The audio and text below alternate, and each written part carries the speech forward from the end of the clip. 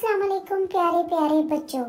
तो प्यारे बच्चों, आज बात करेंगे सफाई के बारे में। साफ रहना कितना ज़रूरी है।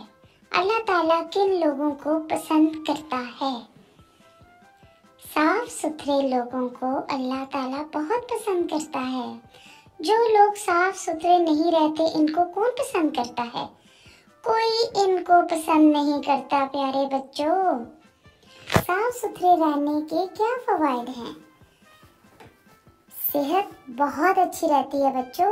आपने साफ सुथरा रहना है। सफाई के बारे में हमारे नबी का क्या फरमान है?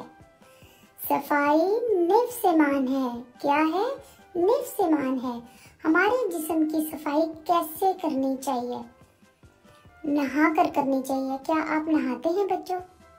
रोज नहाया करें, साफ कपड़े पहनकर, प्यारे प्यारे बच्चे बनकर। मसवाक या ब्रश अपने दांतों को रोज करना है आपने। हर हफ्ते अपने वालिदैन से अपने नेल्स भी कटवाने हैं।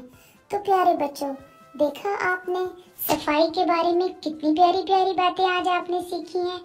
आइंदा से आपने भी ऐसे ही साफ रहना है। और मेरे चैनल को सब्सक्राइब करें। अल्लाह हाफिज।